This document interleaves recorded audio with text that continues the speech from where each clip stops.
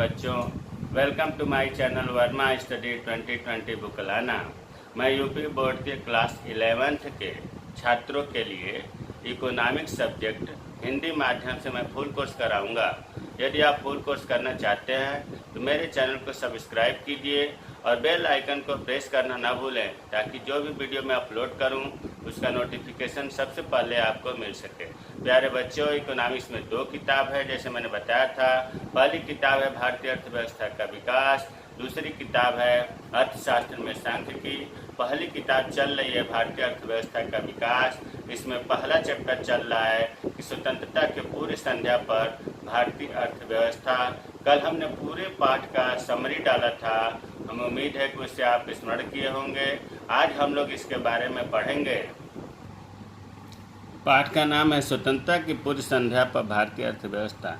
बच्चों, इस किताब को या इस पाठ को देखने से, हम तो कह रहे हैं पूरी किताब जो है भारतीय अर्थव्यवस्था का विकास, इसको देखने से आपको लगेगा ही नहीं कि इकोनॉमिक्स है। ऐसा लगेगा कि ये या तो नागरिक शास्त्र होगा या इतिहास होगा। लेकिन कुल मिलाकर के जैसा सिलेबस में है वैसा ही हम लोगों को पढ़ना है। तो ये इस किताब में तो एक भी कहीं ग्राफ नहीं है, कहीं न्यूमेरिकल नहीं है। ये पूरे जो है इतिहास और राजनीति शास्त्र की तरह है। इसमें एनसीईआरटी की किताब में जो लास्ट में क्वेश्चन दिए हुए हैं उन्हें मैं बताने का प्रयास कर रहा हूँ। पहला क्वेश्चन है, भारत में औपनिवेशिक शासन की आर्थिक नीतियों का केंद्र बिंदु क्या था? इन नीतियों के क्या प्रभाव हुए? हमने जस्ट पिछले वीडियो में पूरे पाठ को बताया था, उसी में इन सब का उत्तर छिपा हुआ है। अगर आप उस वीडियो को नहीं देखे हैं तो आई बटन को क्लिक करके देख लें, क्योंकि अगर वो नहीं देखेंगे तो ये चीज़ समझ में नहीं आएगा। फिर क्वेश्चन देखते हैं, औपनिवेशिक शासन। हमने बताया था कि औपनिवेशिक शासन को ब्रिटिश शासन भी कहते हैं, अंग्रेज़ों का शासन भी कहते हैं। स्वतंत्रता प्राप्ति से पहले 200 वर्षों तक वो हमारे देश में शासन किए। उनकी जो आर्थिक नीतियाँ थीं, जो पॉलिसी था, उनका मुख्य उद्देश्य जो था वो ये था कि भारत का आर्थिक विकास न होकर, मतलब वो भारत का विकास नहीं करना चाहते थे, वो मूल देश अर्थात इंग्लैंड के आर्थिक हितों का संरक्षण और संवर्धन था। तो आर्थिक नीतियों का केंद्र बिंदु क्या था?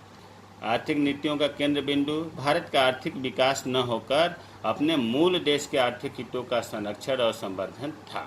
इसी में प्रश्न जुड़ा है कि इन नीतियों का क्या प्रभाव पड़ा जो उन्होंने बनाया था औपनिवेशिक शासकों ने। उसमें सबसे पहला प्रभाव तो ये है कि भारत जो है इंग्लैंड को कच्चे माल का पूर्ति करने वाला देश हो गया। कल हमने बताया था कि सूती, रेशम, पटसन, ये सब जो है भारत इंग्लैंड को निर्यात करता था और वहाँ से तैयार माल हो करके भारत में आकर के बिकता था। अर्थात भारत इंग्लैंड का कच्चा माल की पूर्ति करने वाला देश और वहाँ के बने तैयार माल का आयात करने वाला देश बनकर रह गया। दूसरा, राष्ट्रीय और प्रति व्यक्ति की आय में वृद्धि दर धीमी रही। औपनिवेशिक शासन काल में राष्ट्रीय और प्रति व्यक्ति की आय में बहुत धीमी गति रही। इसीलिए तो किसी ने राष्ट्रीय और प्रति व्यक्ति का आकलन भी करना उचित नहीं समझा कि लोगों को पता चल जाएगा कि प्रति व्यक्ति आय में कमी हो रही है या बहुत धीमी वृद्धि हो रही है, तो वो विरोध करेंगे। ये तो दादा भाई नौरोजी सबसे पहले उन्होंने प्रति व्यक्ति आय, राष्ट्रीय आय का आकलन किया। उसके बाद धीरे धीरे कई निजी स्तर पर नेताओं ने आकलन किया। कृषि उत्पादकता में निरंतर कमी हुई। कल के हमने वीडियो में बताया था कि कृषि उत्पादकता में मेन जो था भू व्यवस्था अर्थात जमींदारी व्यवस्था, राजस्व व्यवस्था के कारण इसमें निरंतर कमी हुई। चौथा है, भारतीय उद्योगों का पतन होता गया। जो इंडस्ट्रीज उद्योग थे वो विकसित होने के बजाय उनकी स्थिति खराब होती गई। क्यों खराब होती गई? क्योंकि वो अंग्रेज चाहते ही नहीं थे कि यहाँ उद्योग पनपे, नहीं तो फिर कच्चा माल यहीं पर खपत होने लगेगा, वो अपने यहाँ लेके आ जाएंगे। इस वजह से उद्योगों पर ध्यान नहीं दिया गया और उद्योगों का पतन होता चला गया। बेरोजगारी बढ़ी जब उद्योग नहीं है, लोग खेती छोड़ना शुरू कर दिए क्योंकि जमींदारी व्यवस्था से टैक्स ज़्यादा देना पड़ता था, किसानों को फ़ायदा नहीं होता था तो खेती छोड़ते थे। इस वजह से बेरोजगारी बढ़ती जा रही थी।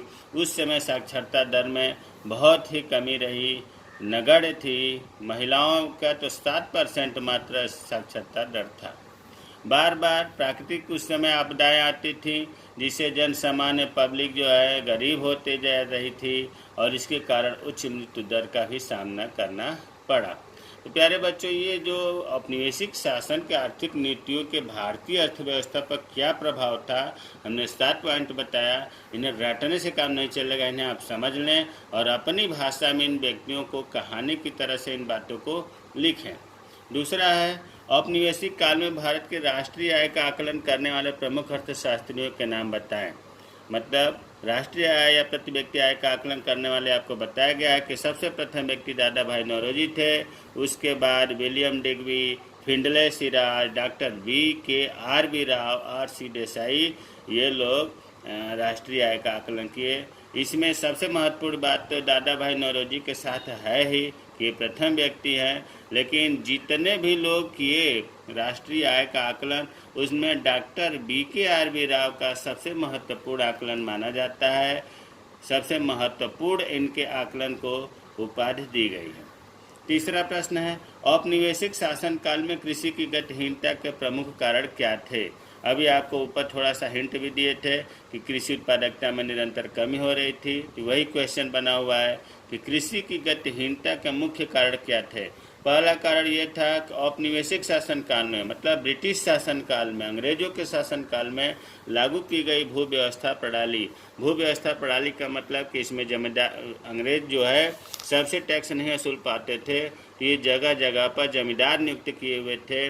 जमींदार को सौंपा गया था कि तुम किसानों से इतना टैक्स लेकर के जमा करोगे, और जमींदार जो है उत्पादन हो या ना हो किसानों से उतना ले लेते थे, जिससे किसान हर समय आर्थिक तंगी में रहता था, खेती करना या विकास नहीं हो पाता था। एक तो मुख्य कारण कृषि की गतिहीनता ये थी। किसानों से अधिक लगान संग्रह, वही चीज़ है कि ज़्यादा, आधे से अधिक लगान में इकट्ठा कर लिया जाता था किसानों से। इस वजह से कृषि लोग छोड़ना शुरू कर दिए। तीसरा, सिंचाई सुविधाओं का अभाव था। उर्वरकों का नगण्य प्रयोग, पैसे नहीं थे लोगों पर कि उर्वरकों का प्रयोग करें। आर्थिक एवं सामाजिक पिछड़ापन, वो जब अपने यहाँ आर्थिक स्थिति, सामाजिक स्थिति लोगों की बहुत कमज़ोर थी। प्रौद्योगिकी का निम्न स्तर, टेक्नोलॉजी का भी निम्न स्तर था। इन सब मुख्य कारणों से औपनिवेशिक शासनकाल में कृषि की गतिहीनता अर्थात उत्पादकता में कमी रही। चौथा है, स्वतंत्रता के समय देश में कार्य कर रहे कुछ आधुनिक उद्योगों के नाम बताइए। उस समय आपको पता है कि सूती वस्त्र उद्योग, जो हमने कल बताया भी था कि महाराष्ट्र और गुजरात में सीमित था। मतलब वहाँ सूती वस्त्र उद्योग में बंगाल का ढाका जगह जो है मलमल के लिए बहुत फेमस था। पटसन उद्योग बंगाल प्रांत के आसपास विकसित था। लोहा और इस्पात उद्योग उस समय खोले गए थे। 1907 में TISCO Tata iron steel company की स्थापना हुई थी। चीनी उद्योग भी था, सीमेंट उद्योग, कागज उद्योग भी उस समय या स्वतंत्रता के समय देश में कार्य कर रहे थे। प्यारे बच्चों, आज हमने 4 प्रश्न का उत्तर बताया। जो NCERT की किताब में लास्ट में दिया हुआ है। इस प्रकार हमें उम्मीद है कि ये चीज़ समझ में आ गया होगा। जय हिंद, जय भारत।